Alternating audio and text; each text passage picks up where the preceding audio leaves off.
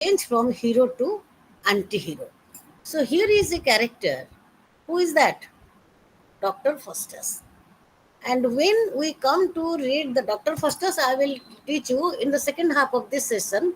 But before I go deep into the story of Dr. Faustus, I will let you know what was actually the historical background of these plays, how these plays came into existence, and what were the major influences on these plays. So, anybody who reads Dr. Faustus or Christopher Marlowe, they conclude that it is a religious play because inside the mind of the hero there is a tussle between two strong ideas. What are they? To believe or not to believe. And the character was very good, but he always thought to be like God or Christian practices he didn't believe sometimes, and he he did not underestimate, but he wanted to say that he is no way inferior to God. This sort of over assumption or over possessiveness about procure the quality of God is definitely beyond the reach of a human being. And by the by, Faustus became damned, and what we call damned, and uh, he is left to hell with the help of the devil Mephistopheles. He is left to hell with the devil Mephistopheles, and see this lesson. The end of Dr. Faustus imparts a lesson to the public that don't do the don'ts. That means what you should not do, never try it. Never try it. And because Faustus tried beyond his limit, so he got his result. And this morality is taught by the work of Dr. Faustus to the readers, to the audience, to the people, to the public, that one should never try what should not be done. There is a restriction, there is a bar of doing and not doing, of good and bad, of do's and don'ts. And that is why Dr. Foster's character suffers. Marlowe wanted to focus him as a representative ideologist of this concept. And those who have read Dr. Foster's in a deep insight, they have discovered that it is not only the fault of Dr. Foster's. Any layman can commit any error which is beyond his reach, and definitely he will reap the result. And that has happened to Dr. Foster's, and you will be left into the imaginary world of Mephistopheles, who is a devil, and he comes and takes Dr. Foster's to hell, which nobody had seen. But the dramatist wants to create an idea of hell and heaven, of God and Satan, of good and bad, of negative and positive, and how the human being should select to do what he should do and not to do what he should not do. Anyway, these sort of plays, if you have time, you can just take down few points I want to mention about the history. Christopher Marlowe. Christopher Marlowe is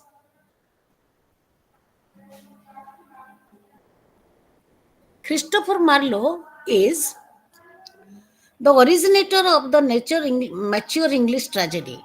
You know, Aristotle had defined tragedy in a different way.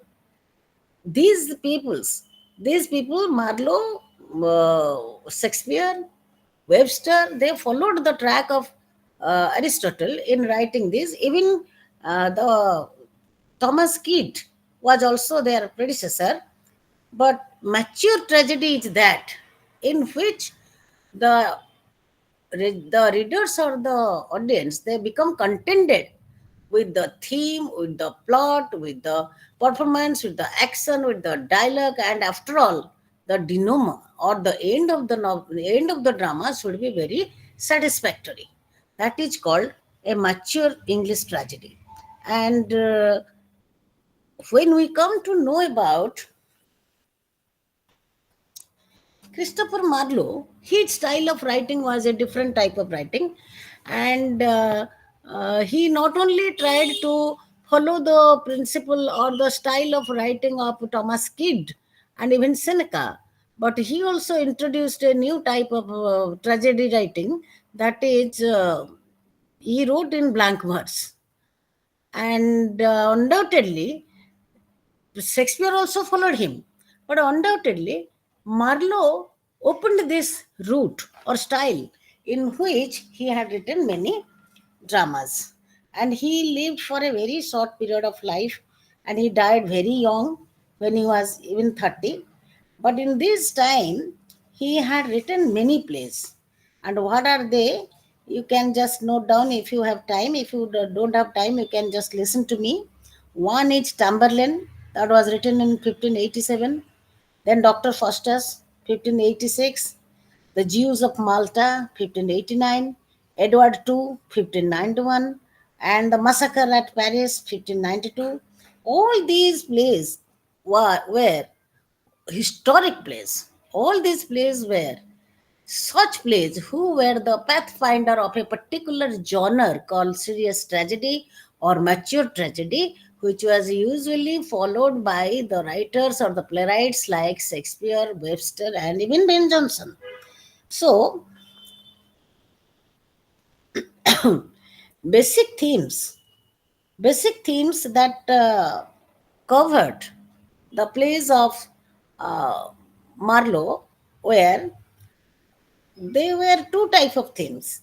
Themes means central idea or the plot. They were either biblical or classical scholarship, or a rebellious spirit, or poetic imagination, or very fantastic idea. And he wanted to include the belief of religion or Christianity as a major theme prevailing in many of his plays. And those who continue to read that, or those who have witnessed the staging of those dramas, they will really feel that it is like creating an awareness among the people that God exists. God exists, and if you go against God, then you will go to hell. So there is a strong orthodox idea in the mind of Marlowe, and also he was a scholarly man, and he wanted to discover that I can. He wanted to discover that if a human being tries, if a human being goes from its right track, then he can achieve something great or greater. And that is why he wrote this play in such a way that there were fascinating classical learning and literature on the other hand. So there were two types of things, classical learning and also literature. It was not only narration of things, it was not only narration of things, with the staging of the play, with the setting of the scenes, with the arrangement of the dialogues, with the arrangement of the characters' linkage, the ultimate purpose of the dramatist, as you all master students, you criticize a play. You try to criticize if you have you all read Dr. Faustus or not? Yes, ma'am. Yes. So, had you Yes, been a ma'am. critic, you try to criticize the play from your own standpoint. How do you feel? Don't you find that there is a class of ideology? There is a clash of ideology. Do you find or not? Yes, ma'am. Yes. Who can tell me what that is? What is the class? Or between what ideas? Between religion and knowledge or Scholarship. scholarship. Yes. Dr. Faustus, he says, I am no way inferior to God. And Dr. Faustus is the representative character who represents the excess craze of human being to know more and more and more and more, and ultimately collapse, because there is a limit to everything, and good knowledge will definitely make you more and more knowledgeable. But he tried to practice what? Magic, necromancy, the black art. What is black art? Magic. He wanted to do all fantastic things with the knowledge of magic, and that became destructive, devastating for the soul of Dr. Faustus, and he invited Mephistopheles by the trick of magic. And when Mephistopheles, who is Mephistopheles? The servant of Lucifer, the But devil. how? The What is devil. his role? What is his role? He takes away people's souls for populating Lucifer's kingdom. Yes, he is a devil. The whole purpose of his role in the play is to make the hero aware that he is all negative and one day he will finish him.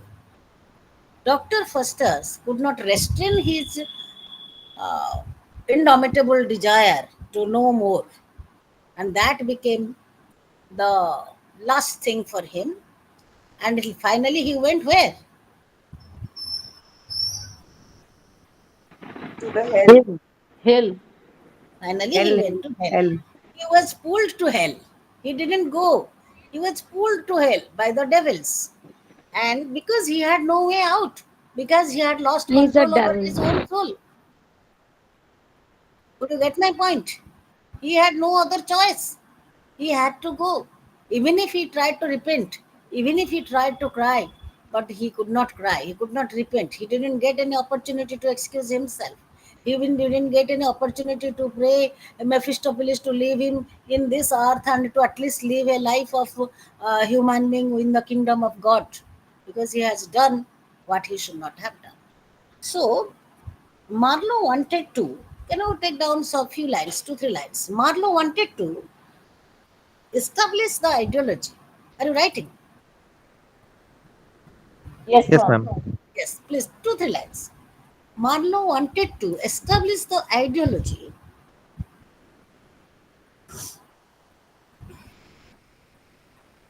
which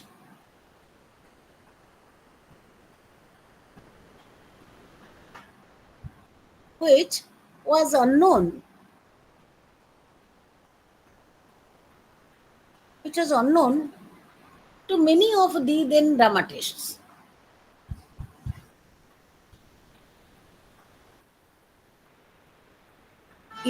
Which was unknown to many of the dramatists of his time or to many of the dramatists of that time.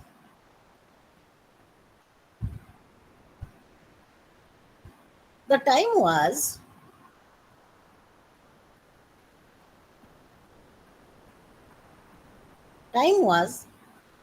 of medieval Christianity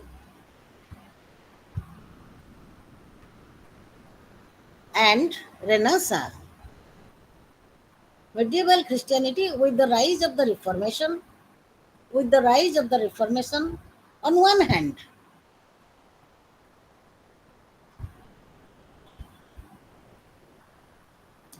and reconcile these two with continental Renaissance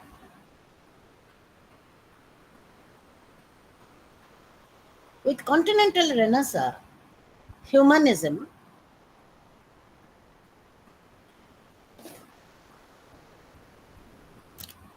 continental Renaissance humanism,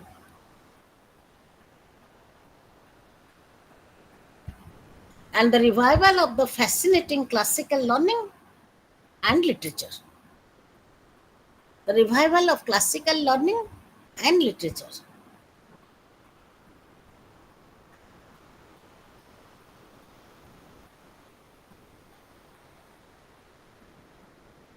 So there was this ideology, there was classical learning, and there was the refinement of literature, and everywhere there was a religious tussle between Christianity and the Reformation or Renaissance.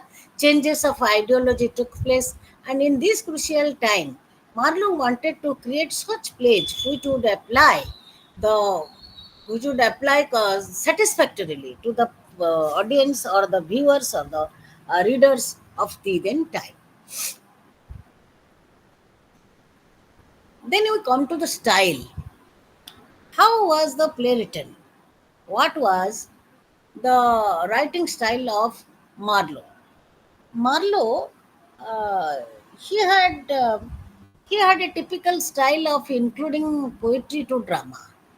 He thought that it is more effective to present a drama and make the audience understood by the means of not prosaic dialogues, but by not even straight poems or lyrical poems.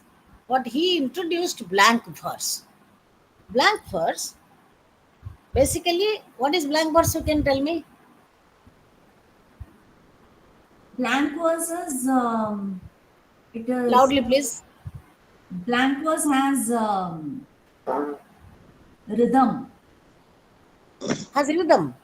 Yeah, but no Blank verse. meter. Blank verse has rhythm. Blank verse has No no rhyme. rhythm, but it has meter. Oh, But I am no, sorry, I couldn't hear no. There is no rhyme scheme in blank verse. You might have known many forms of poetry like ballad, sonnet. They are all rhymed. So any lyric is usually rhymed. And as it is a play, and Marlowe wanted to read out the mind of the artist on the stage by the help of not poetry, but blank verse. They are poetic, but there is no rhyme scheme. And by rhyme scheme, I want to clarify there were no matching of sounds with the ending of the lines or any other format of rhyming.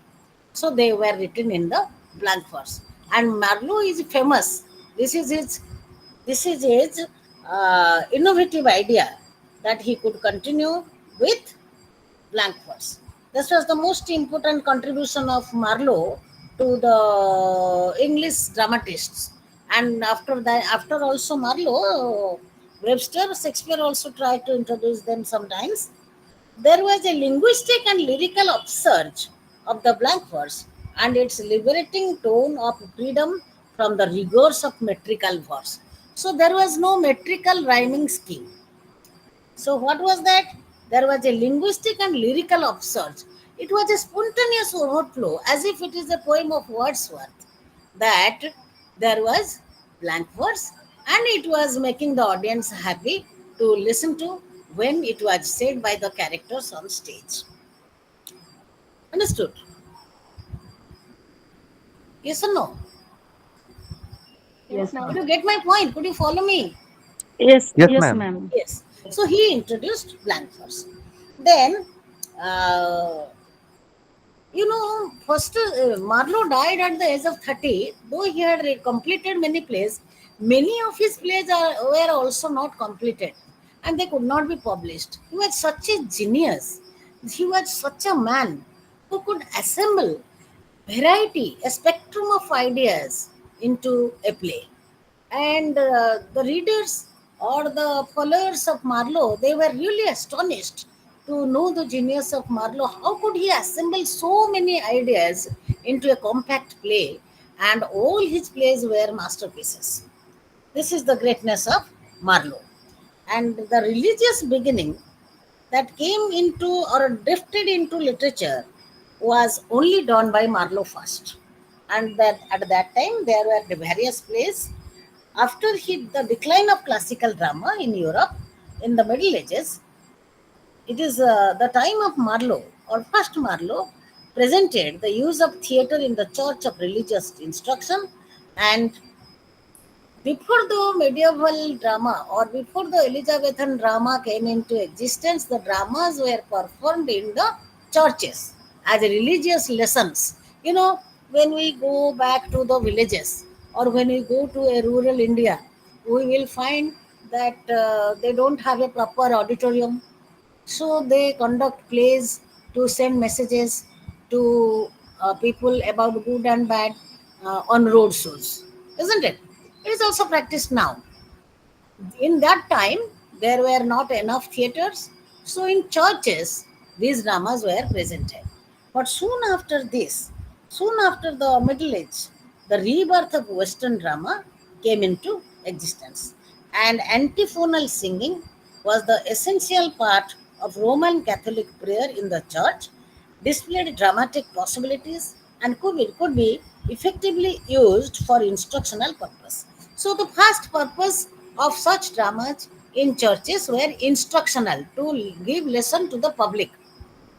about religion, about any social change, about any new learning, about any new knowledge, about any scheme. So all these were done in the church. And then those who were strictly Christian or Catholic, they used to give the lessons regarding Christmas, Easter, and other ceremonies of Jesus Christ by dramatic presentation inside the church. And church became, write down, the church became, please write down,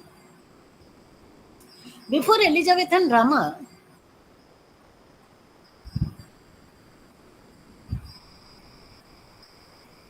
before Elizabethan drama, the church was the center of all sorts of entertainment. Apart from,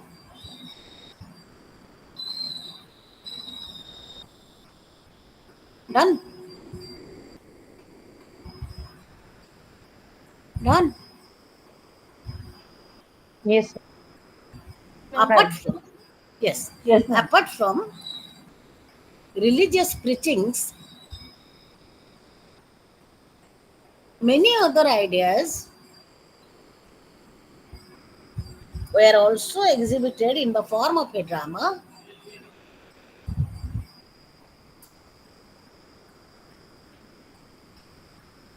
Many other ideas in the form of a drama were exhibited inside the church.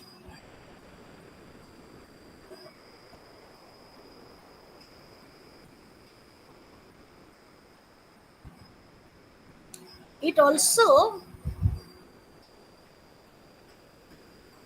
it also over the time became more popular.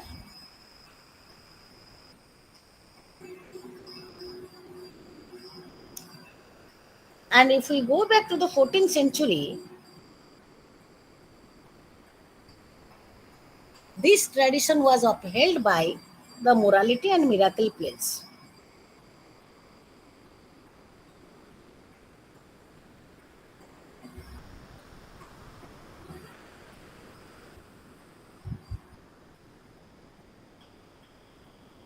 But all the while, Ma'am, could you yes, please morality and miracle plays. could you But please all the while, morality, yes, morality and miracle plays, miracle? miracle plays. And all the while, the theme was religion. All the while, the theme was messaging religious ideas.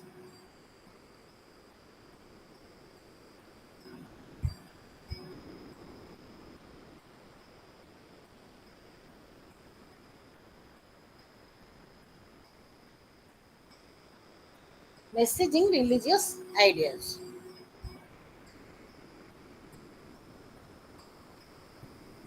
To make the audience aware about the good and evil.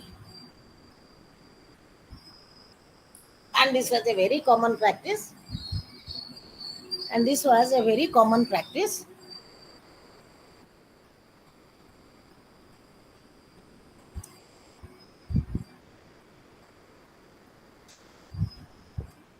in the then theatre.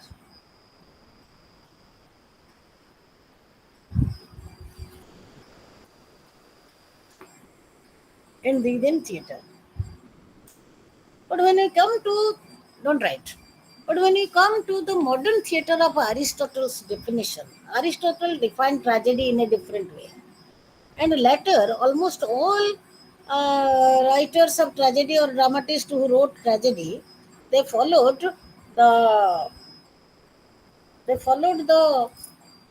what we call it, the features of Aristotelian concept of tragedy, and that is the hero or the elements of tragedy, according to Aristotle, are plot, character, diction, ideas, music, and spectacle. There are 6 elements in a tragedy which is defined by Aristotle, and they are, what are they? The plot, character, diction, ideas, music, and spectacle. Let me explain to you what is a plot. Have you seen a movie? Have you read Ramayana and Mahabharata? Do you have any Yes, minimum ma'am. idea about Ramayana and Mahabharata? Yes, Yes, ma'am. ma'am. Just tell me what is the plot in Ramayana. Ma'am, the plot revolves around the central character, that is Ram. He was been sent to he was exiled, and for 14 years thereafter he kills a demon and wins Sita Maya and comes back. This it is. This is. What else? Can you find any subplot in that? Indeed, Ma'am, ma'am. Is it's there a any battle subplot? between good and evil. Good and Evil. see. Like, ma'am, it shows the victory of good over evil, It giving that shows the message. victory of good over evil. Why? And Right. Ram following the is, righteous He's path. also, yeah, yes. he's also an Nobody had embodiment of seen good. Ram. We believe that Ram exists. Nobody had seen paradise, but we believe that paradise is there, heaven is there.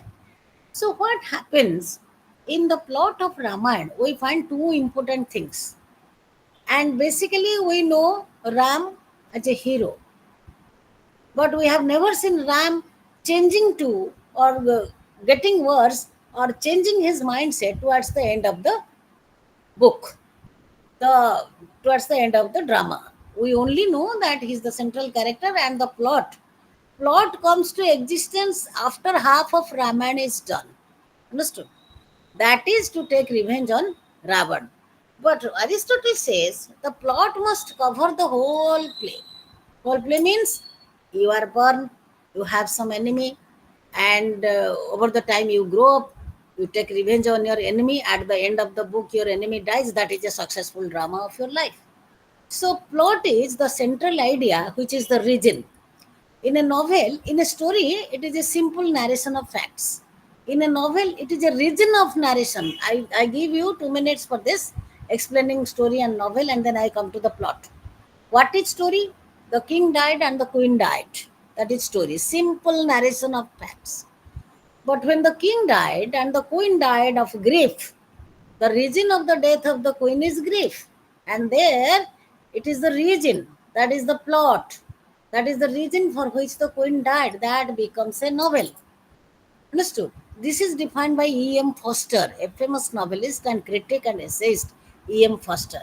So, to add reason to action is plot. Understood? Or plot is the central idea around which the main move takes place. Understood?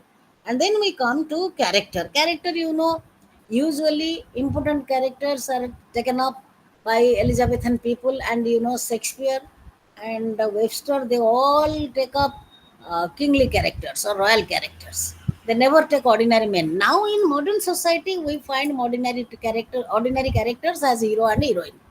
But in Elizabethan drama, only royal people were selected as hero and heroine. But Aristotle says the character of the hero should be definitely much higher than the ordinary man. Then we come to diction. Diction means the language. The language of tragedy should be very high. Everybody must go to the dictionary to understand the play while reading. Understood? That should be the bombastic arrangement of high, rich vocabulary which would make the drama thought provoking. You need to know the meaning. The drama is so written that you are completely enticed, you are subdued, you cannot make yourself free from reading that. So, in the meantime, you will search the lexicon and find out what are the meanings of the diction, that is arrangement of words in context. Then comes ideas, music and spectacle. So in the then time, these 6 pictures were very very important. One is plot, then is Character. character, then Diction, ideas, then music. music and spectacle. Spectacle here means the magnitude of the event should be so reflected that the spectacle should be memorable, and it should have some effect on the mind of the audience who are watching or who are witnessing the drama. That is why the spectacle is very, very important. And Aristotle said that a tragedy should uh, always have a touching effect on the minds of the audience, and that was selected by Marlowe. That was selected by Marlowe, and he followed this technique of writing Aristotelian tragedy. Of course, there were influence of Greek tragedies of Seneca, and also Thomas Kyd, and they were very serious tragedies, and they had also little influence on him. Still, then he introduced this type of tragedy, which was written in the manner of uh, semi-prose or blank verse, and then he took up themes like uh, serious themes like a human being committing 7 sins in order to challenge God. Faustus was good up to a time where he was accepting his limits. But when he thought that he is like God and there is no limit to his ambition of new knowledge, even black art, he he became doomed, and he became condemned, and that is why his damnation was the effect of his irresistible desire to know more, discover more, to challenge God in very many aspects, and that became the problem of Dr. Faustus. Now there are 7 deadly sins which is always referred by Christian theologists in within time, in order to make public aware of their restriction of mind, or they should restrict themselves not to these sins. What are the 7 deadly sins? Who can tell me? Gluttony, sloth, Don't see any book. Just tell me instantly. Yes? anger, jealousy, greed, Anger, jealousy, gluttony. gluttony. You are seeing the book? Greed, No, ma'am. Okay, No, okay. ma'am. Tell me, tell I me. just had Your study heard. material is excellent. I found this study material is much better than any other material required for such syllabus. So you might have read it. Tell me. Ma'am, Kama, Krodha, Madha, Moha, Matsarya. These are the 5 things, ma'am. Kama, Krodha. Madha, Moha, Matsarya. Okay, okay. You tell me those English words, please. Anybody can tell me? Yes, anybody can tell me. Pride, greed, Pride, lust, pride, lost. greed, lust, Yes. envy, Envy, then thirst, anger, sloth, anger and sloth, and anger. gluttony and gluttony. Gluttony is thirst.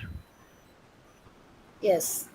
Gluttony is not thirst, gluttony is irresistible desire to eat more and more.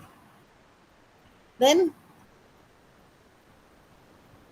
Wrath, the principal moral qualities that determine man's goodness were the cardinal virtues of the central character in the then tragedy.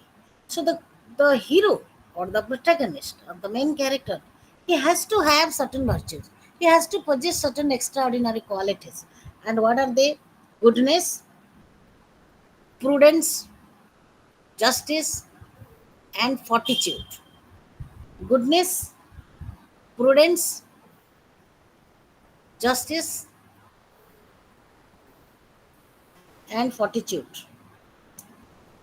This is the classical philosophy, or this is the cardinal virtues a noble character or the hero or the protagonist need to be possessing. Otherwise, he will fall short of this. Understood? Then we come to Dr. Faustus as a tragedy.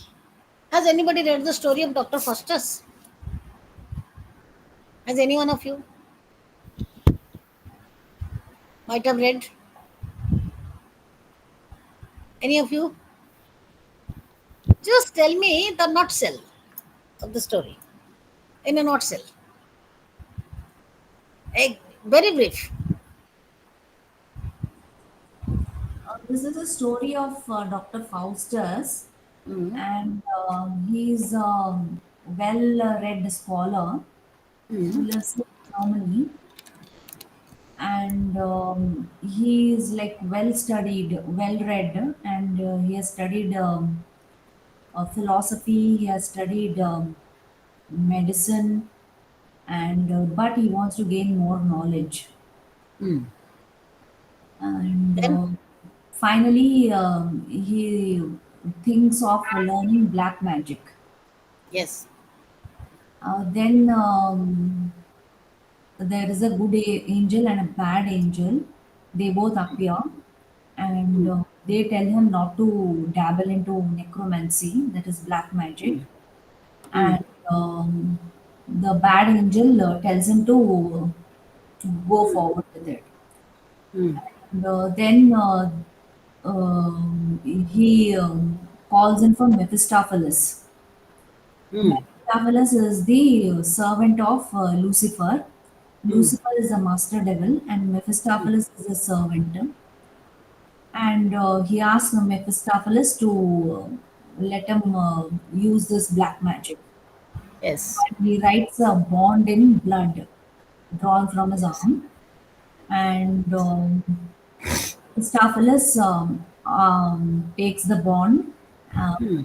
and he asks.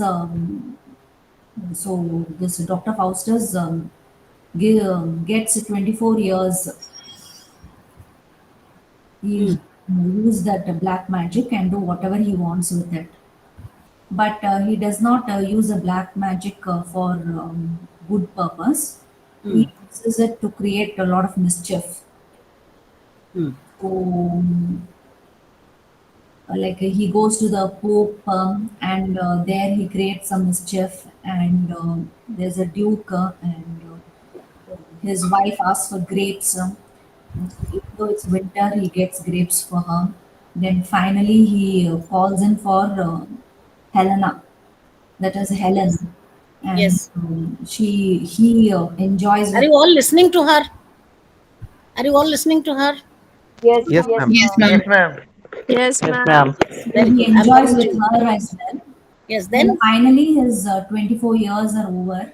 He yes. like enjoys unlimitedly, Yes. and then the devil Lucifer comes and takes him off to Takes the him back to hell. takes him back to hell. In the last moment, he tries to He repent, cries. and the Cries, Pope repents. also comes to him and he tells him that he can repent. Even though he Yes. tries to repent, Mephistopheles will not allow him to repent. Because the contract was so. Yeah, It so was a contract, isn't it? there was And a then bond, a contract which he a writes bond, a when contract. he Yes. to Then, uh, Mephistopheles. Finally, he is taken back to hell. So this story indicates the like it's a story of how a man wants unlimited knowledge and unlimited power, but that yes. leads to his destruction in the end. Yes. Now, for others, I want to ask one question, one more question. Just tell me how you feel that this is the classic tragedy. Does the play fulfill all parameters of a classic tragedy? Does the play fulfill all parameters of a classic tragedy? That is, the parameters or the criterions designed by Aristotle? Yes or no? Yes, ma'am, it Yes. does. No, the critics No, ma'am. comment that, yes, tell me, yes, who is saying no? No, ma'am. I don't think because the three unity was not fulfilled. Three unities were fulfilled. Action, time, and place. Yeah, not fulfilled.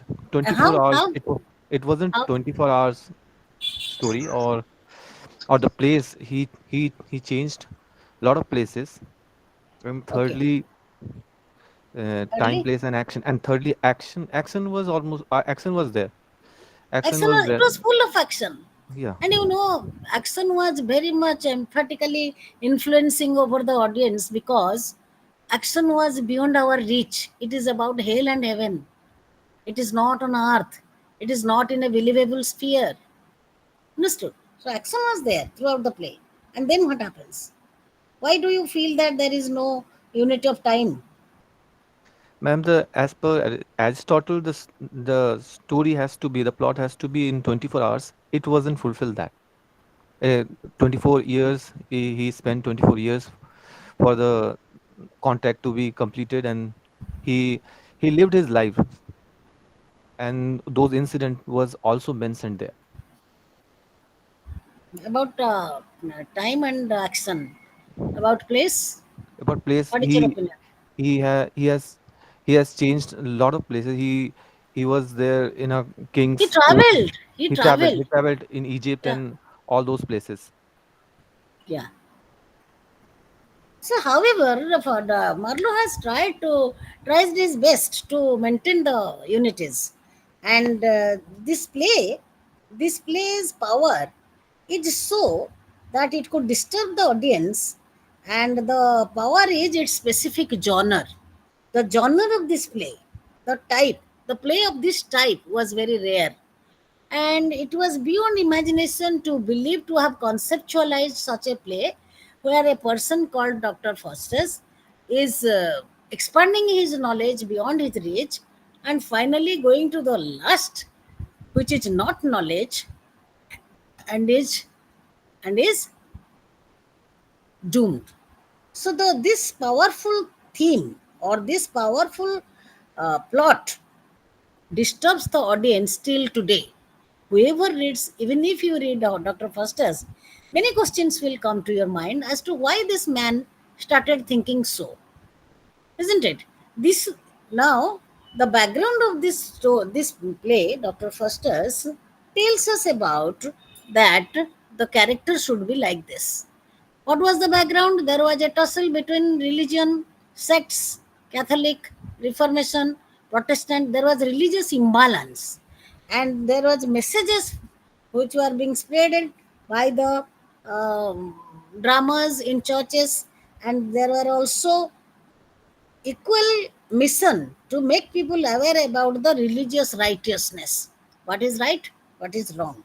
And this play exhibited a singular theme which made its specific genre. He introduced blank verse. He selected a character who is much beyond the level of imagination. Have you ever seen this character, such a character in any other literature or drama? Have you ever seen?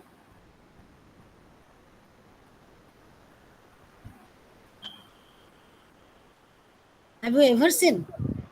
Not in this magnitude, but definitely Macbeth and all those character was also quite uh, powerful and quite this kind of a character. What Very happens much in so. Macbeth? Is there any power in Macbeth? No, there was no power Have in you Macbeth. read Power? Have you read Macbeth? Yes, ma'am, little bit. What happens there? What is the flaw of Macbeth? Macbeth is he wants unlimited power. He's greedy for power. He never wanted, my dear, he never wanted. This ambition was instilled in him, in his mind, by the witches and by his wife. Macbeth, when he commits the murder of King Duncan, he is feeling sorry. He is extremely sorry. He even is not ready to cry. He cannot excuse himself. We don't see the drama on stage, but we refer to the inner feeling of Macbeth as becoming an anti-hero, where he had sacrificed all virtues of a hero by killing King Duncan because he was biased by the ambition that should not be there, that was instilled in the mind by the witches. Understood? But here Faustus himself tries to do this, tries to do that. He tried all knowledge, but he is not contented, and he tried black art, isn't it? So Macbeth is a different case. Very good. You have read so many things. I'm very happy. I'm very, very happy that you are interacting with me regarding many plots of the tragedy. But do you think Macbeth is compared to Faustus? Should be compared? No, ma'am. No. The basis of Macbeth is Shakespearean heroes suffer from flaws or defects, and Macbeth had ambition, Othello had doubt, and Hamlet had procrastination or delay. Understood? And there is also another fault of King Lear, which I'm forgetting right now. But those heroes, they suffer from one particular problem. But here Faustus is a freelance wanderer of the world. He never knew what is good, what is bad. Isn't it? Had he ever known this? When he came to analyze, learn, and practice magic, then he could find or discover what is bad in this hell. Isn't it? He is not a person of hell. He belongs to this earth, but imaginary hell he has created for himself. It is Faustus who is responsible for his misfortune, nobody else. But in the case of Macbeth, there are other forces who force Macbeth to be this or that, isn't it? And once the craze for power is nourished in his mind, definitely he will run after it, and he is ready to commit any sort of murders, and he commits 3 murders at once, and then he tries to become the king, and that doesn't end the life of Macbeth. Then Macbeth suffers the challenges of the public, and ultimately, when the Birna mood comes, he stoops to fall, and that is the end of his, and he's killed ultimately. So death is always there. Macbeth dies, Faustus also dies. But thing is, Faustus designs his hell for himself. Macbeth is forced to a situation where he goes against his will, his judgment, his humility, his respect towards King Duncan, and ultimately dies. Isn't it? Yes or no? Yes, ma'am. Yes, ma'am. Yes, ma'am. So very Yes, good. ma'am. You have compared, you have tried to analyze the character. Very nice. Then we come to many critics comment Dr. Faustus as a morality tradition play. Do you agree? Yes, ma'am. Somewhat. To a certain extent, yes. How? And the sins he committed, the pride he had, the greed, the not the extension he wanted to know the knowledge, the extent, the limit he crossed. Though religion was to believe, not to Yes, seek, practiced. not to go beyond those belief, or Yes. challenge the religion, or to challenge the religion. Yes. Now, what is the attitude of Dr. Faustus? Tell me as a critic, how do you find Dr. Faustus? What sort of a person is he? Does he I have would, any good quality or not? yes, definitely. He wanted to know the Others, knowledge. please cooperate. Others, He yes. want he wanted to know things. He wanted to gather knowledge as much as possible. He was craving for knowledge. It was a good Yes. thing, definitely, though. But he he in pursuit of knowledge, he just crossed his limit. He That crossed was his limit. his crossing. That was his He became hamartia. greedy, ma'am. No, he never became greedy. Was he greedy? No, ma'am, Greed he for wasn't greedy. knowledge to know more things. He is ruthless and self-centered man. He was having indomitable courage to expand his knowledge, not to practice, just to accumulate, to know. There are certain people who test this and that. If we sit for IS, we are not getting IS, then we go for bank, isn't it? So it is not bad to try knowledge, but he crossed the limit of discovering and knowing knowledge. Rather, he tried to know the magic which was forbidden for him, still then he wanted to practice it, and that is why he reaped this result. Very good. The tragedy or the strength of the tragedy of Dr. Faustus is that, please note down few lines. The strength of the tragedy of Dr. Faustus is that the strength of the tragedy of Dr. Faustus is that in that specific play we find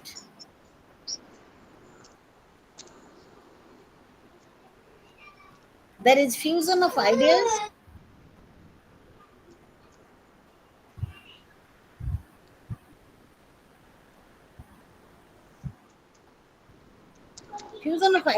and action.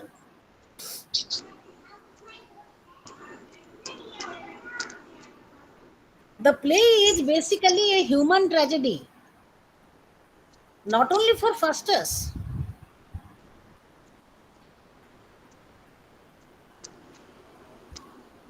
Not only for Faustus, but it constitutes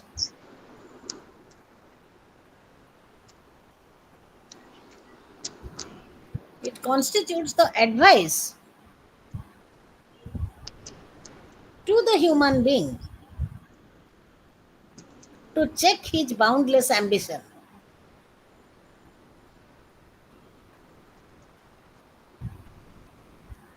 And Dr. Faustus' ambition was to check his boundless ambition. Did you write? Did you all write?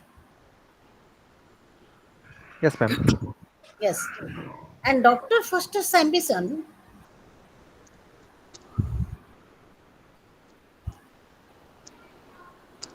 was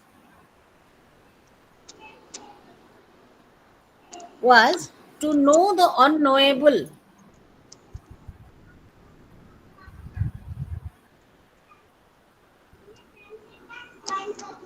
To know the unknowable. And he extended the dimensions of his knowledge.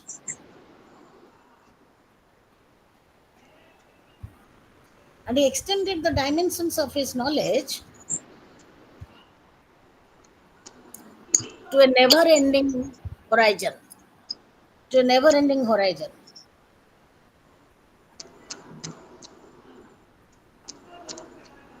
Another new thing you find there in the play of Dr. Faustus, to a never-ending horizon.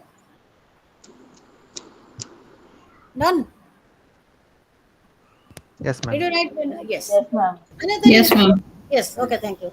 Another important thing that we find in Dr. Faustus is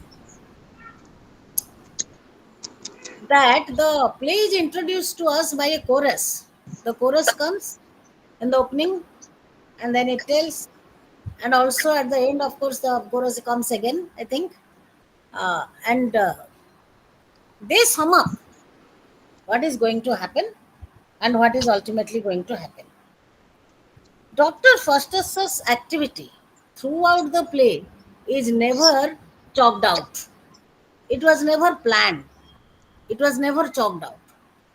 He went on experimenting one after another. He went on experimenting one after another stream of knowledge, and ultimately, he never closed it. And when he died or he went to hell, he was forced to go there. So, indomitable spirit of acquiring knowledge or indomitable desire, inexhaustible desire to acquire knowledge for Dr. Faustus became the reason of his downfall. He was not a bad Christian, but he is a bad human. He had strong faith in God. He had strong faith in God. He never challenged God that he cannot do. He knows that God is omnipotent, omnipresent, and he has immense power. But he thought to go more than the God, to become more powerful than God. And this mistake made him fall from the mountain peak to the hell. And this is the unfortunate event of Dr. Faustus' life. So, Dr. Faustus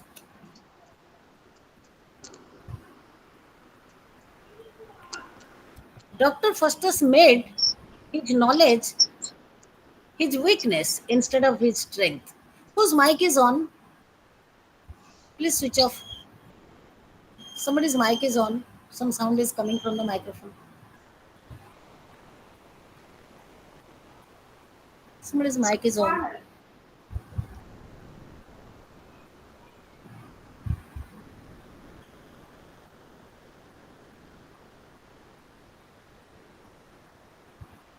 In Act 1, we find that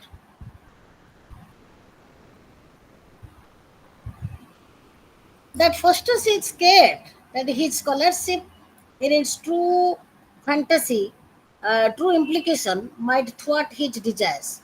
He substitutes conceit for resolution and fantasy for the hard facts of knowledge.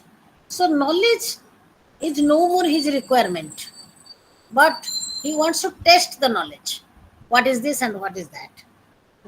And in Byzantine time, scholars like Faustus, they were inspired by this utilitarian weakness for knowledge. So Faustus represents the then society, Renaissance society. Iconic character is Faustus. Faustus is the representative of, write down. Faustus is the representative of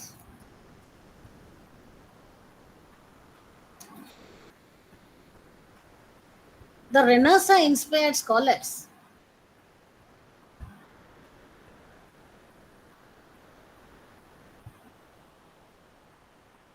The Renaissance inspired scholars who betray the utilitarian weakness for knowledge.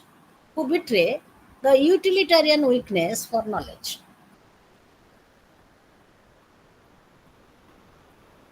In order to subvert knowledge,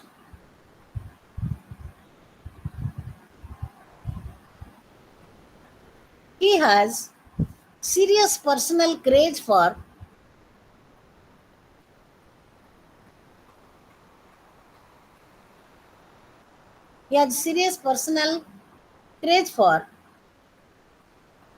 magic.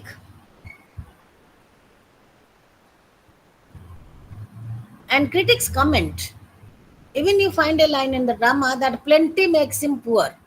Try to understand, plenty makes him poor. That means the more knowledge he has, he still feels that he doesn't have any knowledge. He wants more.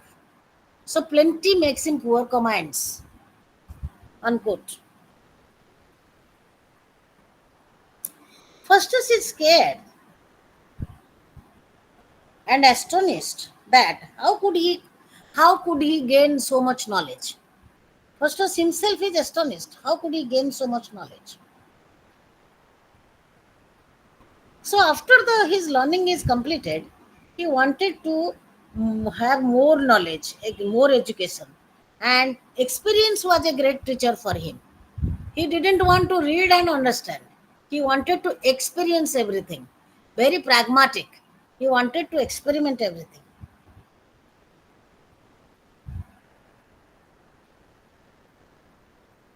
Experience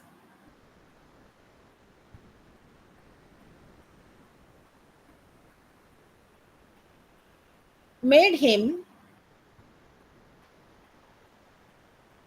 weak instead of being strong. And Mephistopheles, the great champion of Christian heterodoxy,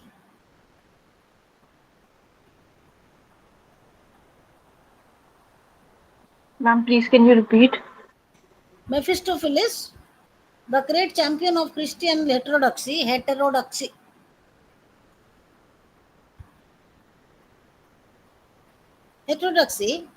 begins to teach Faustus not the virtues of religious revolt, but the orthodox religion.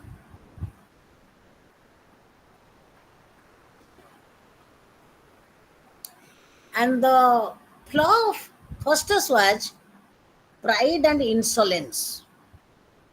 And the flaw of Faustus was pride and insolence.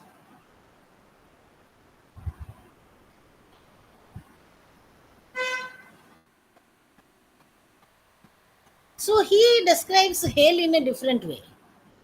He knows that this is hell, this is no good place, but he intentionally expresses interest in knowing hell, or he earns his end. He earns his end in which he goes to hell. The subplot of the scholars and clown dramatizes Faustus' predicament in very crude terms.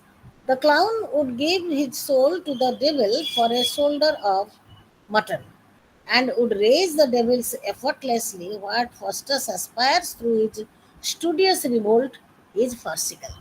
So, though Faustus is trying to know more and more and is ready to practice black art, because he always wanted to practice, he never wanted to read.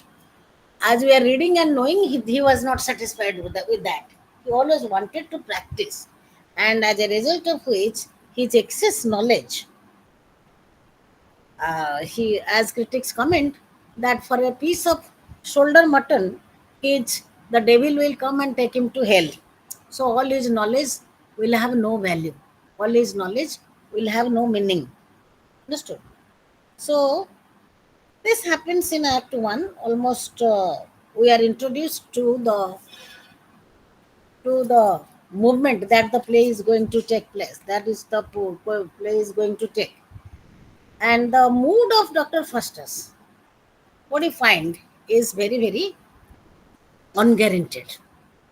Sometimes he becomes very excited to know about the good things of this world, and sometimes he also revolts against the existing order. So the mindset of Dr. Faustus itself is a turmoil. We cannot give any guarantee, and there is absolutely no rational conclusion regarding the perception of Dr. Faustus' mind. Understood? There is no rational conclusion. Nobody can say what is happening inside that. Even human mind is very, very, what you can say, it's not only complicated, it is very intricate. We cannot define, we cannot conclude what is happening in his mind. And you must know that there is a saying in English that mind moves faster than the wind. And Dr. Faustus, his learning, his formal exposure to characters, and his mind are quite different. That is the specific characteristic of the chief character, Dr. Faustus. He had a very special mood, and he wanted to challenge the faith in God, and his lostness came to be intertwined with a certain despair in God. So he had faith in God, and also he had despair in God. I am telling you one small example. Sometimes when you go on committing error, for that matter, when Rajiv said about Macbeth, if you commit one mistake or one murder or one, say, you did one mistake, after doing that, you become a little bit more confident of doing it again. Understood? Because these mistakes, nobody repents, nobody rectifies. And Dr. Faustus, he wanted to know more and more and more. But when he thought that, yes, I know so many things, let's try another. So he became more confident. He never tried to check whether this is good or bad. Even he tried to challenge the supremacy of God. Though he doesn't want to become the God, he has faith in God, but he wants to discover the despair in God. He is a religious man who becomes irreligious gradually. Understood? There is a mental change in the process of the mind of Faustus. So Dr. Faustus significantly does not express faithless in God. He wants to be like him.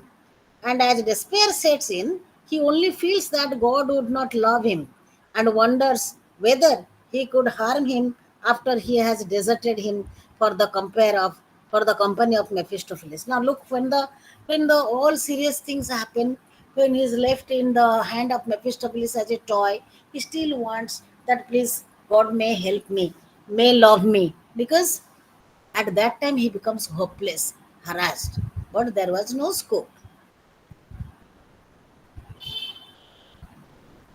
Faustus' pact with the devil is as self-indulgent as his rejection of divinity. So what was the pact? Who can tell me? What was the pact, or what was the contract? Agreement. What is it? What agreement they had? Anybody else? Mephistopheles will be servant for the next 24 years. 24 years. 24 years. Mephistopheles will be the Servant Will of be Dr. servant. Faustus for the next 24 Mephistopheles will be the servant for next 24 years. Yes, and in return, Faustus will give his soul to the Lucifer. Yes, that was the contract. Yes. He will give his soul. He will hand over his life. Understood? After these 24 years, he will hand over himself to hell, to Mephistopheles. He will take his soul and torture him in hell. At that time, Dr. Faustus becomes very much desperate and he badly wants the company of God. He wants to cry, he wants to repent. But Mephistopheles doesn't give any chance. Faustus' pact with the devil is self-indulgent and his rejection of divinity, both being subject of human vacillation. As Faustus fluctuates between despair and repentance, so does he flee from the devil and surrender to the devil's, alternately renewing his contract with the devil after every bout of repentance. The pattern of self-willed despair and damnation becomes so intense and pervasive that in a given moment he feels despairingly damned and also self-assuredly defiant of divinity. His blood congeals when he signs the pact and feels his arm inscribed with a divine warning, homofuge, man flee. But there is the self assurance that his senses have deceived him, and even if he were not deceived, he would not flee from the pact. Another plus point, positive side of Faustus is what? He maintained he maintained to he maintained the norms of the agreement. Understood? What is it? It was being renewed, and he was almost half killed. So inside his soul, inside his mind, there was an outcry that you run away from this contract. You run away.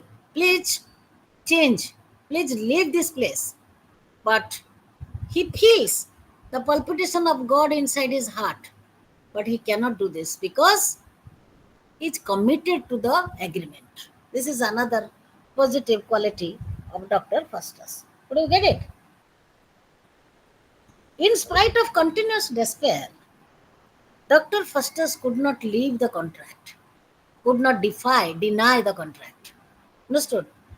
Because he had committed, so he gave his soul. He had to.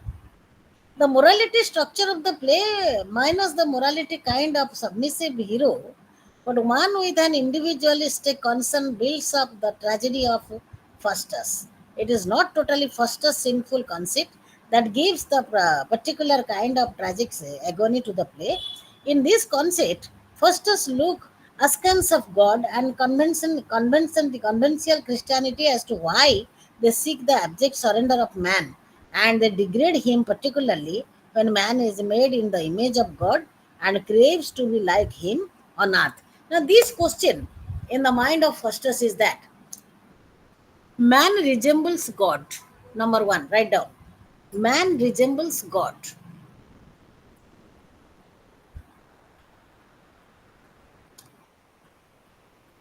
Man resembles God, and God does all good for man.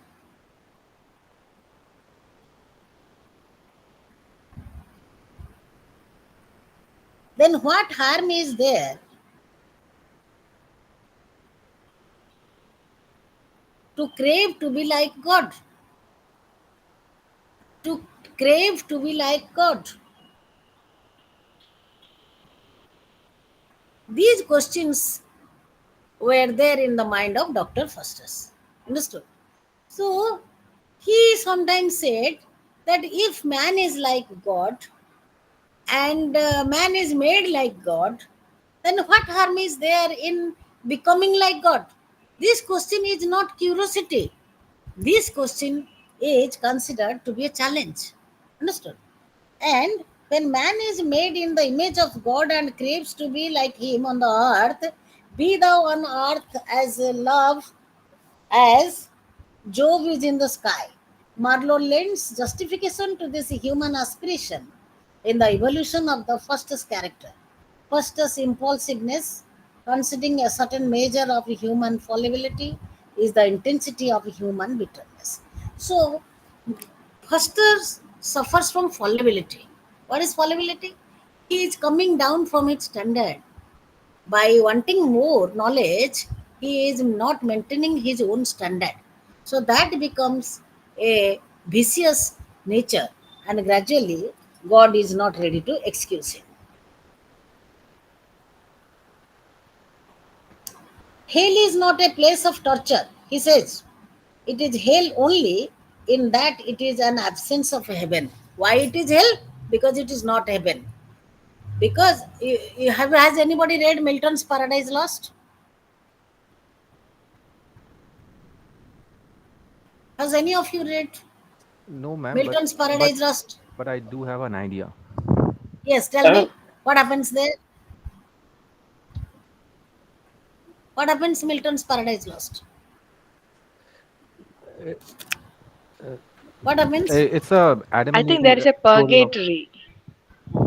It is a purgatory. Then what happens? What is the famous speech of Satan?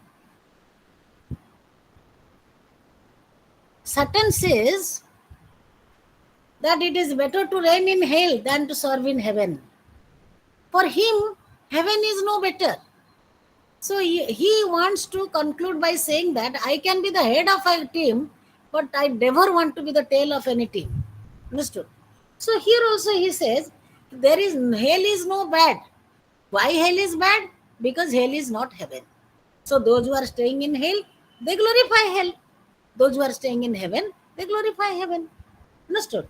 So Faustus argues that hell is not a bad place, but it is not heaven. Because hell is not heaven, so hell is bad. It is an extreme of anti-God whose nature is deliberately opposite to the angel's joyous submission to the service of omnipotent heaven is the subjection of self. Hell in this sense is the assertive of self. Marlowe's philosophical position is that man has certain overriding desire whose realization is denied by any form of servitude, and the order of God is, as Milton Satan observed, an order of servitude. So the ultimate purpose of God to create man on earth is servitude. Man is there to serve. Man has servitude. They cannot rule over God. They are created by God to serve mankind, not rule over God. That mistake was done by Dr. Faustus. And Faustus' tragedy is not singular. It is a warning to all humans to mind their limits, isn't it? In Act 3 and 4, there is a little diversion. And when does Helen comes? When does Helen come? Last scene. Act 4 or 5?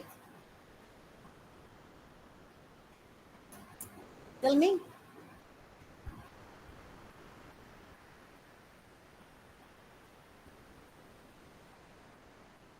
The prologue again comes at the end of the play to pronounce that the Dr. Faustus is going to go to hell. Understood? But before that, in Act 4, we find that Dr. Faustus, both in Act 1 and 2, dramatize the rigor and tenacity of Faustus' rebellion against his own rootedness in Orthodox religion. And then there is a change in the mindset of Dr. Faustus. What is that? Rajiv, who can tell me? He wants What to changed? repent.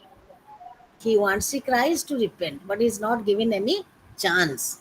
Faustus seeks and Mephistopheles plans rather a series of comic indulgence mainly to distract the former's mind from the tormenting religion awareness. Faustus has no choice but to delude and delight himself in trivial and vicious pleasures. He tells Mephistopheles, "Sweet Mephistopheles, thou pleasest me while I am here on earth. Let me be cloyed with all things that delight the heart of man. My 24 years of liberty I will spend in pleasure and in dalliance." So he says, Mephistopheles, like anybody else, I also want pleasure. I want to enjoy my life. Please give me that chance. Anybody wants to enjoy, and I also want to enjoy. Pleasure and dalliance become the course of Faustician revolt. Pomp and display in the courts of Europe, vengeful humiliation of the papal court. Papal court means Pope. In Rome, as a scholar set to question the divine omniscience in the beginning of the play, Faustus sought indulgent knowledge and half truth. Now, a confirmed rebel. Now, towards the end of the Act 3 and 4, you will see there is a drastic change in the mindset of Faustus. He has already gone against God, but now he is trying to repent. He is trying to uh, take a recluse from all this. He want to withdraw from the practice of this knowledge, and he never wants to be in compromise with God, because he has committed the agreement or the pact. The tragic loss of life of Faustus takes place in Act 5.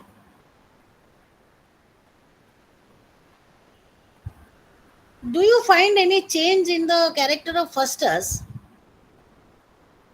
before death?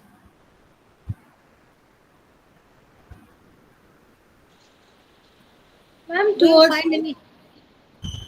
He tries Yes, to beg for forgiveness and he does try to repent, but it is too late. He is carried away by the devils, Lucifer and Mephistopheles.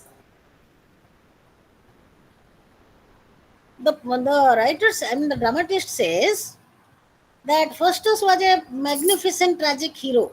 And he says, Faustus' offense can never be pardoned. Nobody will excuse the offense of Dr. Faustus. What was the main offense?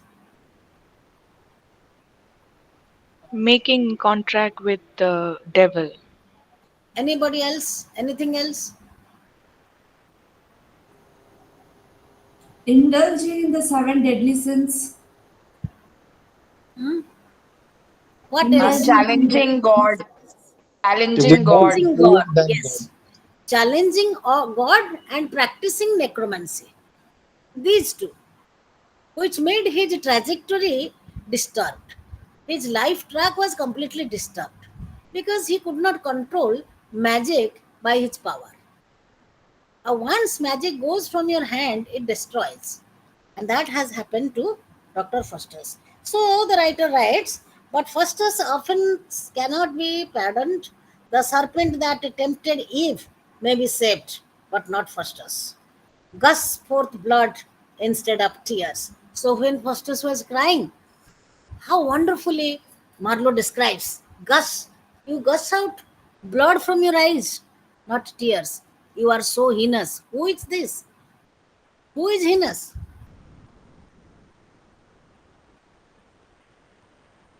Who is heinous?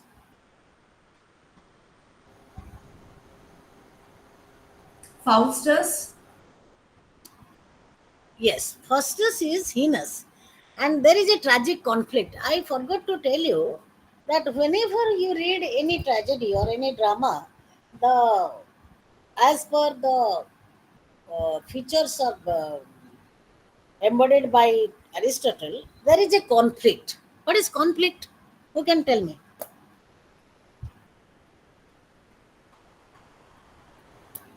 What is Between good conflict? and Quick. evil. Yes. Conflict, dilemma, and deciding between good and bad. Not exactly good and bad. Conflict is controversy of opinion or thought. And conflict is of two types. What are they? External and internal. And, What is external conflict? Who can tell me? Have you seen any external opera? conflict. Yes, please come on, please. What is external conflict? External conflict, it's with someone else. With someone And else? Then internal conflict is with himself itself. So he himself has the conflicts with his thoughts and everything. yes. Anybody who has seen? Have you seen fighting scene in a drama or an opera or a movie? Yes, ma'am. What is that? What message that gives? Suppose two characters are fighting. What do they do? What do they do? They try to No, overpower each other. there is a clash. they confront each other, they contradict each other. So when on the stage two characters fight, two opinions contravene, two people confront, or two more group people confront, that is an example of external conflict. But what is internal? It is related to conscience. It's the inner, Internal conflict. Yes, yes, Sanjana, please come on. ma'am, it's It the is inner, which is invisible, but It is constantly going. invisible, then But the fight is constantly going, and it's the fight between the me versus me. it is the fight Ma'am, between me versus me, means it is a confusion between two opinions, two ideas, two thoughts inside the mind of the character. That is internal conflict.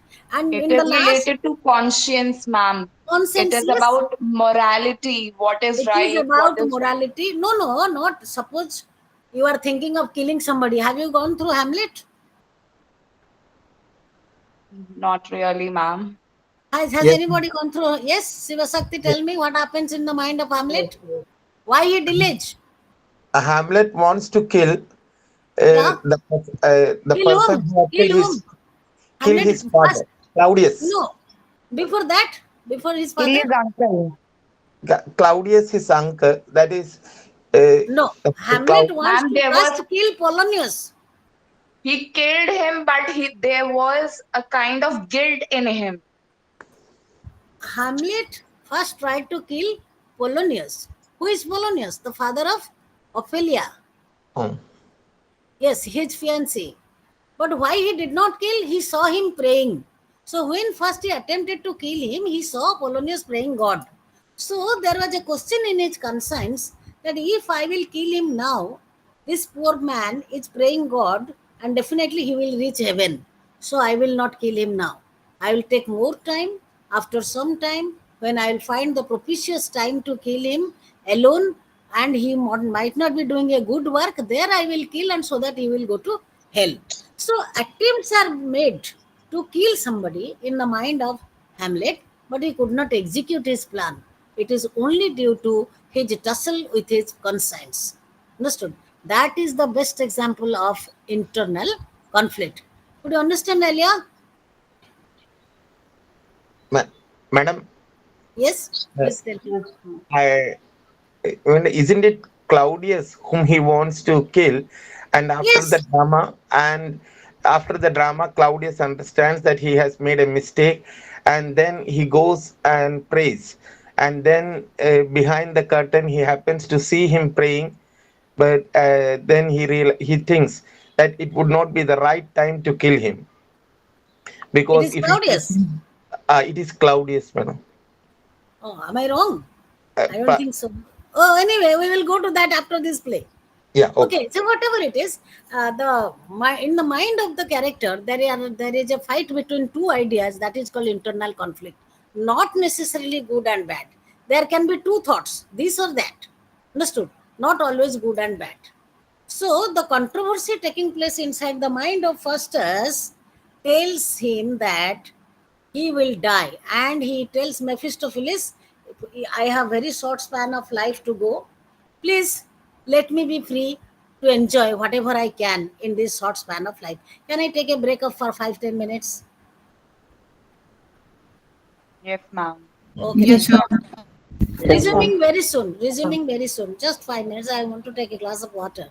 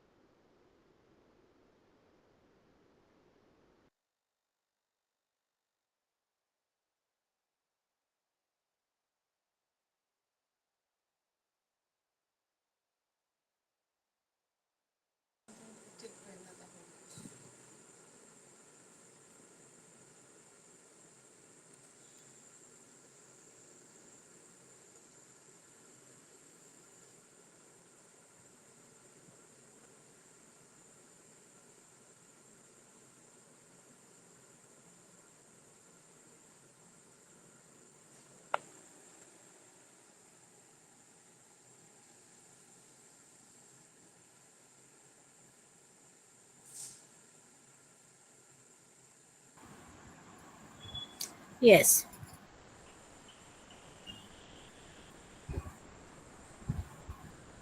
In every tragedy, there is something called denouement. The spelling is Denouement. Denouement means the tragic end.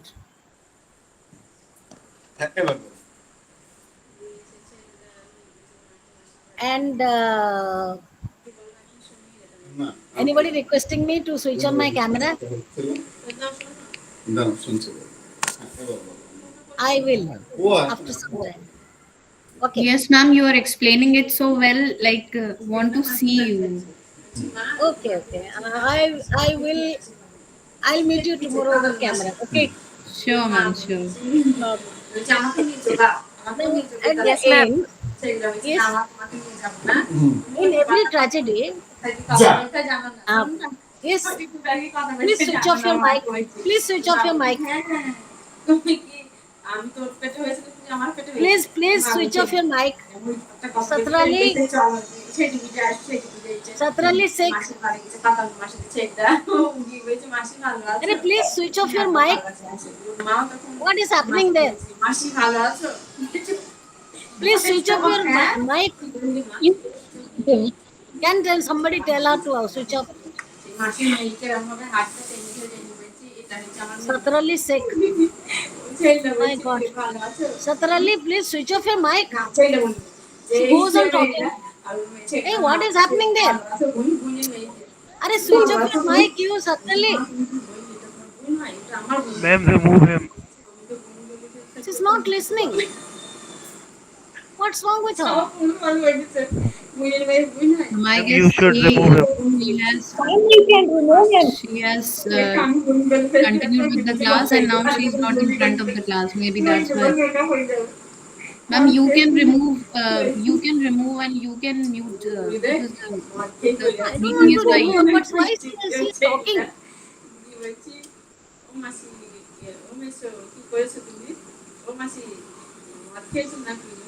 No, it is not being muted by me. She should mute it.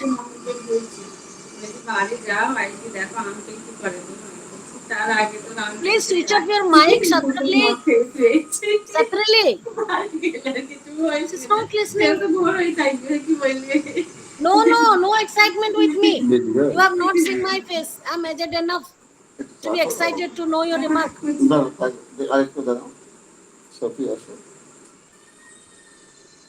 What does he do?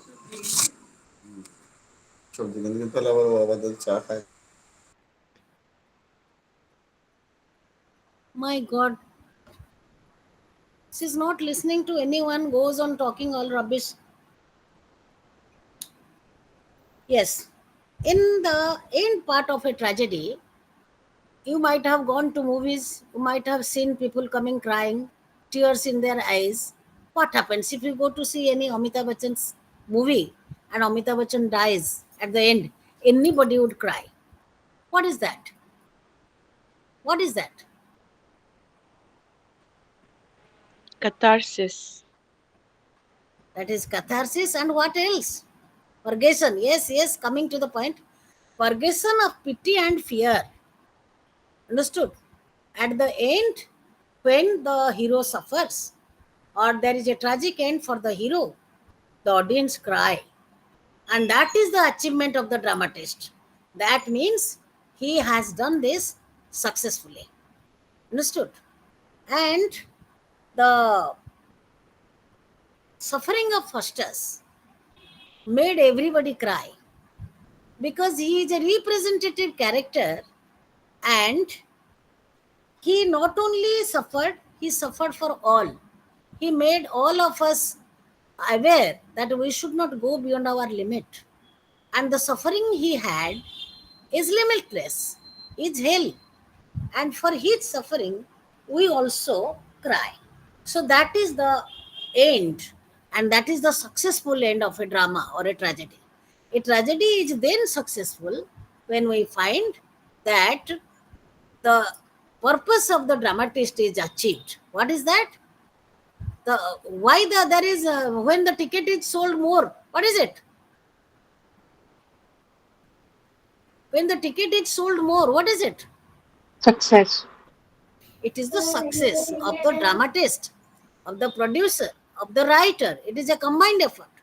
So when the audience cry and when they laugh with the fortune of the hero and cry with the ill luck of the hero, it is the success of the writer. And here, Marlowe has proved the excellence genius of dramatic.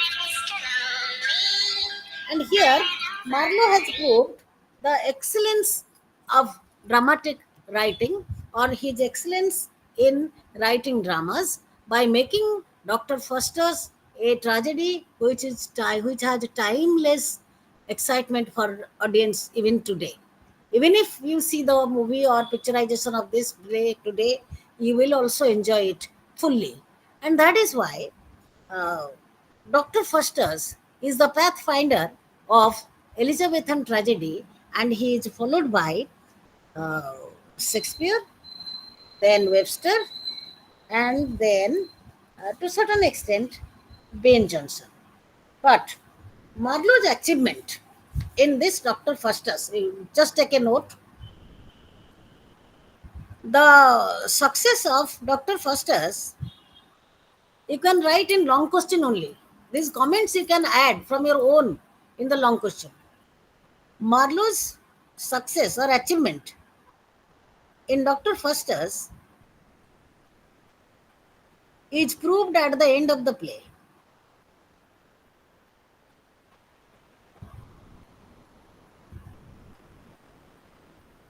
By giving message on morality,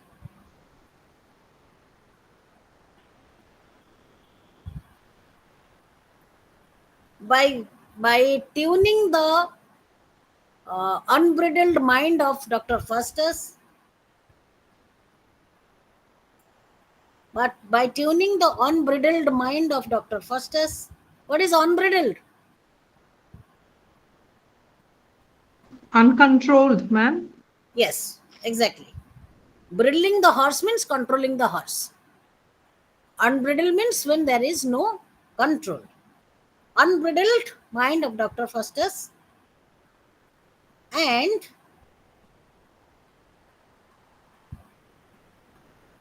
the indomitable craze for knowledge. Craze for knowledge and to know the unknowable, comma, challenging divine existence,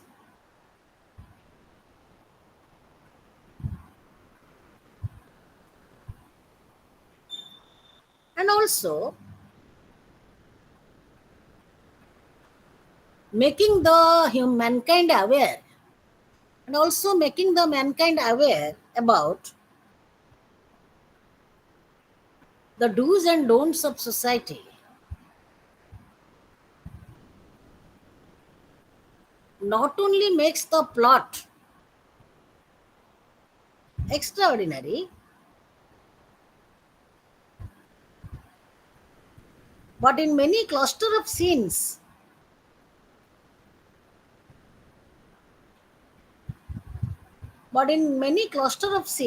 we find the action is also heart-throbbing. The action is also heart-throbbing.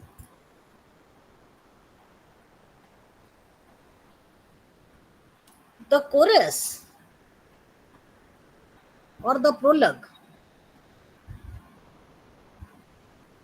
they never help the dramatic action progress.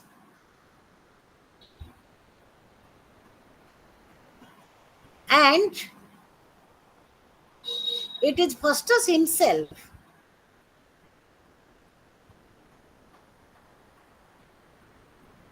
from the beginning till the end presents his tragic predicament. Ma'am, can you repeat, please? After Foster's himself. Himself presents his from beginning to the end, he presents his tragic predicament.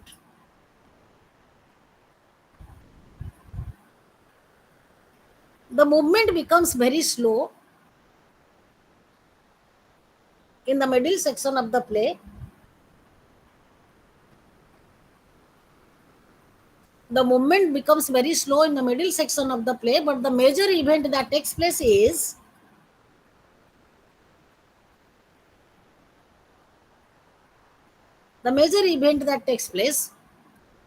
on stage is the deal between Faustus and Mephistopheles.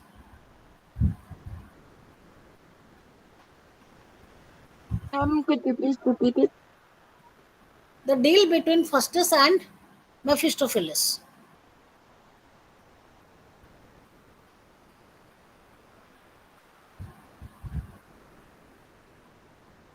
This is a morality play, and also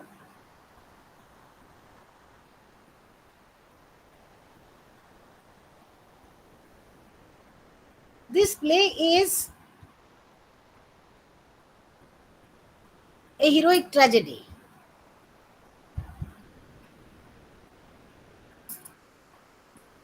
This play is a heroic tragedy. And critics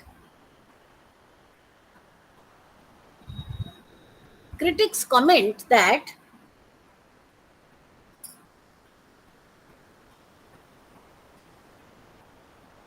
the entire events taking place on stage till the end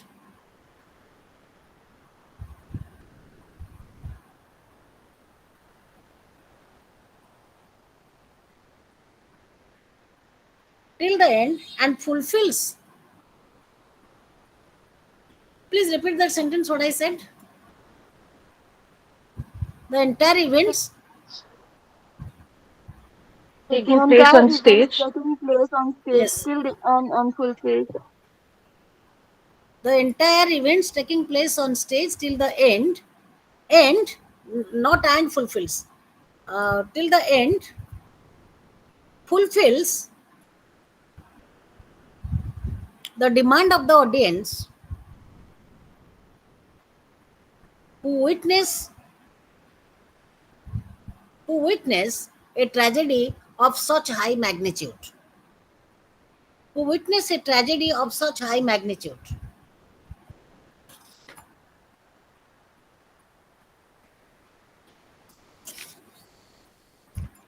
irony of the situation is that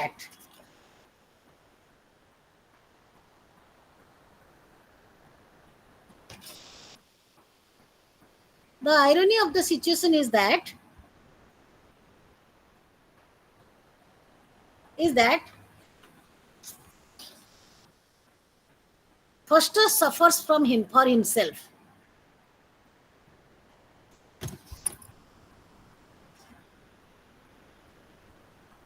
Because of its self-multiplicity.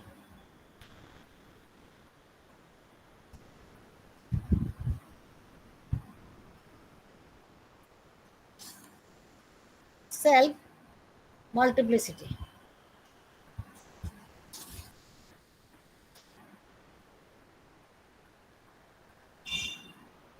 And the dilemma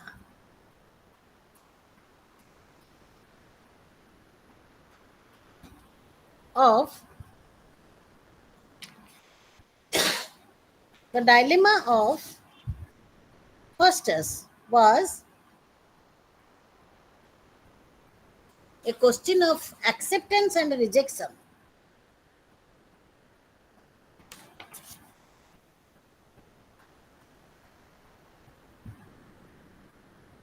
And it is typically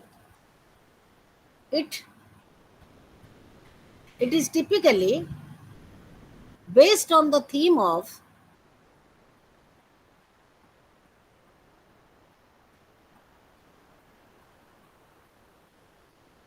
the plays we find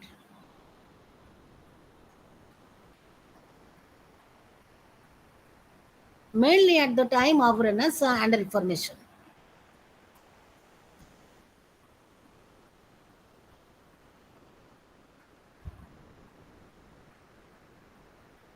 The religious clash, CLSH, the religious class persisting in that time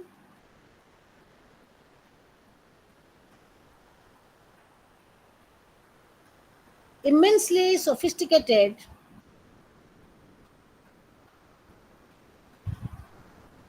the dramatic cosmos of Dr. Faustus. The dramatic Please cosmos, repeat this line, this last line. The religious. the religious, uh, who has written? I'm speaking from my own mind, so I cannot repeat immediately. Religious Religious clash class persisting in that Clash, yes. time, Protestants and immensely in Catholics. that time. The class means tussle. CLSH. The religious class between of the time between the Protestant and Catholics. Don't write that. Only write the religious class of the time has sophisticated the dramatic cosmos.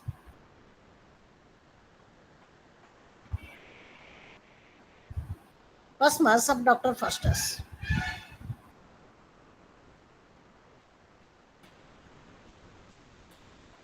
Dr. Faustus suffers from multiple conflicts.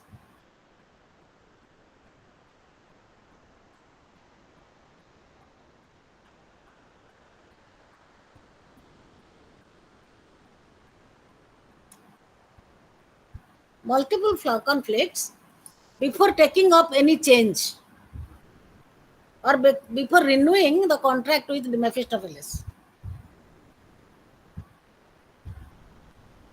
Before renewing the Contract with Mephistopheles.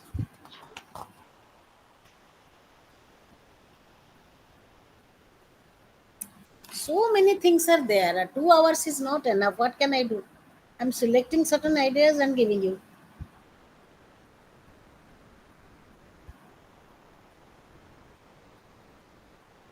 The conflict that persists in the mind of, don't write, the conflict that persists in the mind of Dr. Faustus is a question unsolved forever. What is the question? Unsolved forever. That day it was Dr. Faustus, today it is me. Any day it can be you. What is the question? Tell me.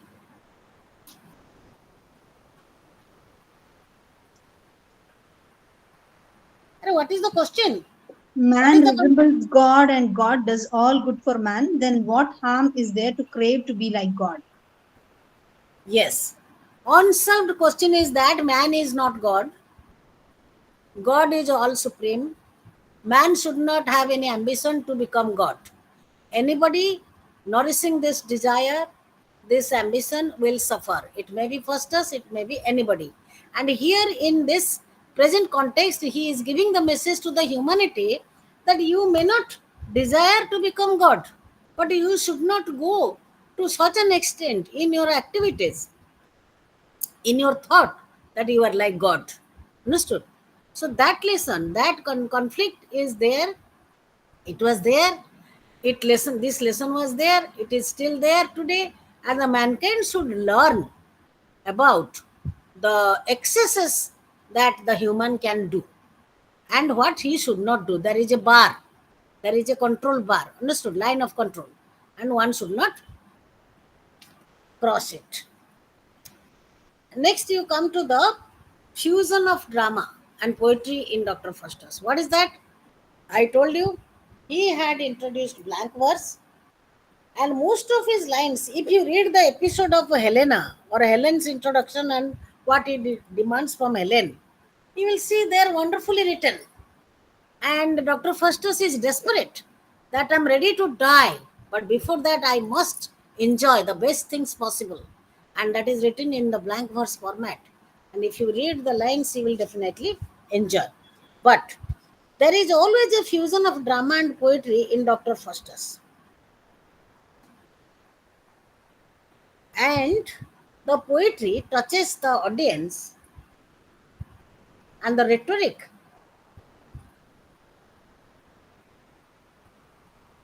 and the mighty lines of Dr. Faustus, written by Marlowe,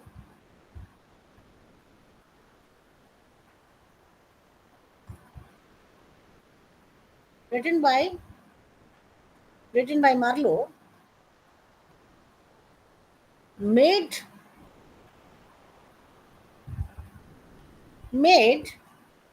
Dr. Faustus a generic icon for dramatists who followed him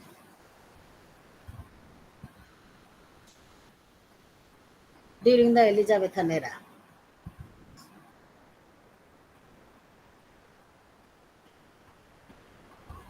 Another thing we find in Dr. Faustus is that sometimes we have felt that Marlowe doesn't care for the format of the play. As this boy pointed out, Rajiv Kumar, that the unities he neglected. Sometimes he could not follow the proper format of the play. Sometimes what he meant is that he wanted to focus on action and how to establish the ultimate aim he wants to achieve through the character of Dr. Faustus. So, the format or the unities of time, place, and action, and also certain other things which are required to make the tragedy structurally strong was neglected by Marlowe. But main focus was on action and plot.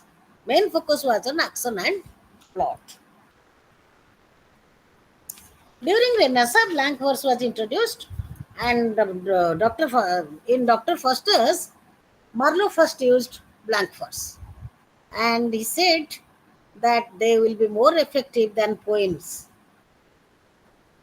Poetry of Dr. Faustus is a long question, carrying 25 marks. If you write also, it will never end. There are so many wonderful stanzas which we find, and historical performances of Dr. Faustus, they have been staged many times. But sometimes there is textual diversity, and century after century, years after years, Dr. Faustus is staged in British stages. Today also, in post-war society, Dr. Faustus is also welcome. And it is very difficult to produce Dr. Faustus on stage because that was a typical time in which the theatre was so designed. But now in postmodern theatre, drama, we will read Samuel Beckett's Waiting for Godot. I think in this British drama, last play is Waiting for Godot by Samuel Beckett. You will see what is the difference between stage setting from now and during the time of Dr. Faustus. There were 3 to 4 stages. Even 2 stages is a must. And here in Samuel Beckett, we will find out that there is only a dilapidated place where there is a tree, nobody is there, no requirement of costume, ordinary common people are characters, they suffer as we suffer, they share the feelings what we share, and there is a wide gap between the theatre of the time of Marlowe and theatre of the time of Samuel Beckett. So, these are the majority discussion grounds of Dr. Faustus. Now, probable questions, what I feel, you can write down. Question number 1. Always, I want to give you one tips for this question answer. One is, never attempt critical questions. Always attempt story questions. Understood? That I am seeing your papers. That is very, very nice. Very attractive. Because storyline is easy to describe. If you touch critical questions, it is very difficult to justify. Understood? Write down. Question number 1.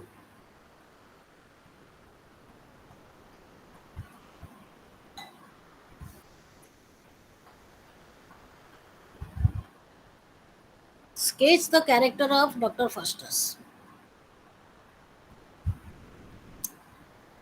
Or what I am giving, answer is same. Or justify the title of Dr. Faustus. Or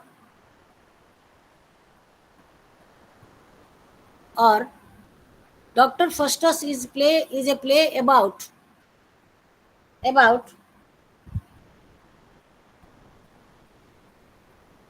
the indomitable spirit of mankind.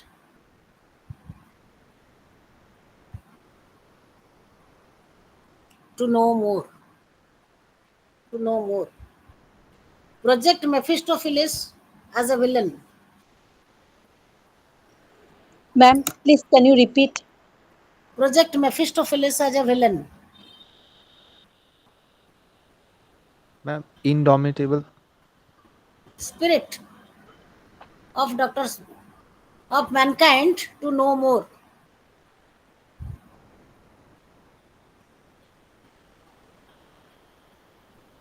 Project Mephistopheles as a villain.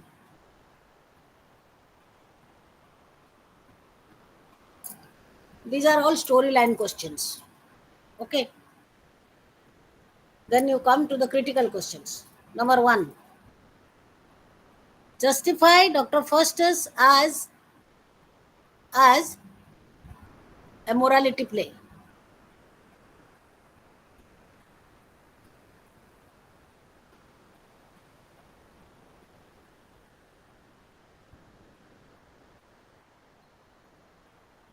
Justify Dr. Faustus as a morality play. Then critically analyze Dr. Faustus as a Renaissance marker. I want to discuss this. If you write about Dr. Faustus as a Renaissance play, there you have to mention many things. Features of Renaissance, religious class, what happens in Reformation and Renaissance period, and how the character of Dr. Faustus reflects these Renaissance ideas as a Renaissance play. Then you write, make an analysis of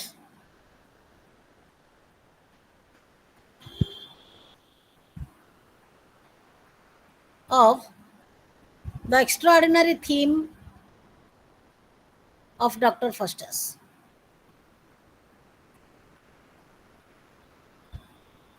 Theme of Dr. Faustus. I hope all done.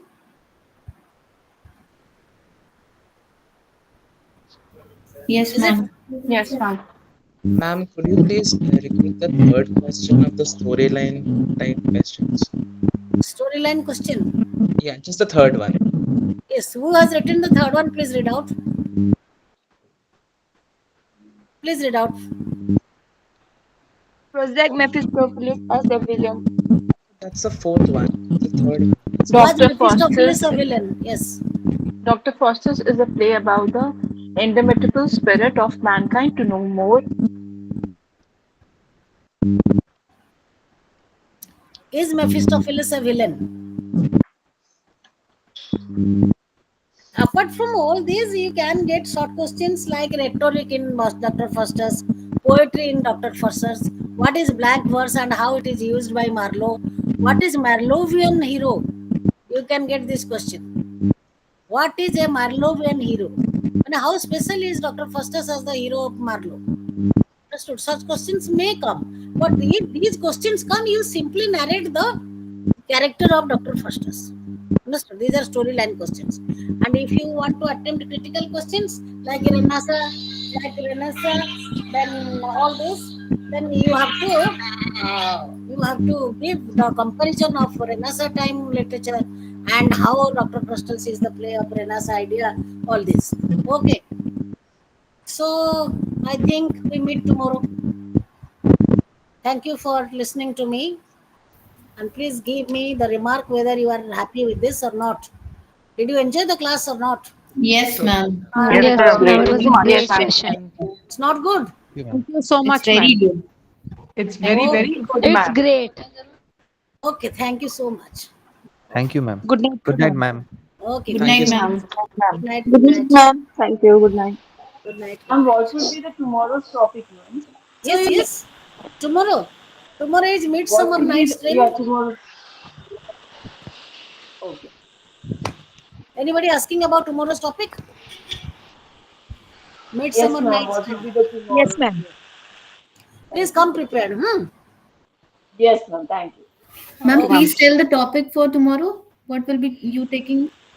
Midsummer Night's Dream by Midsummer William Night's Dream. Shakespeare. Okay, Romantic okay, romantic okay. comedy. Okay, ma'am. Romantic comedy by William Shakespeare.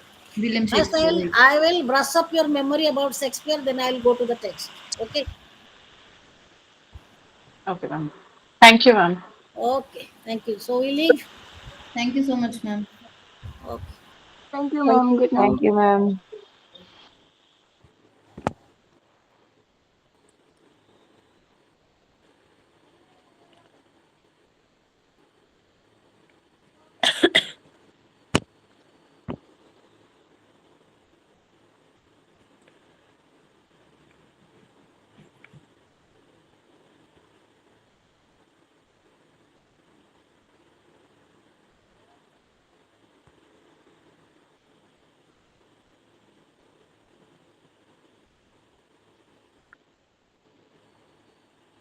Hello.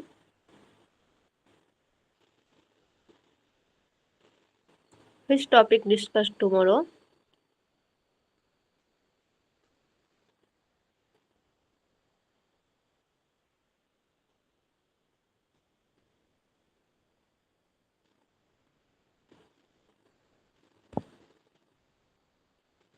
Don't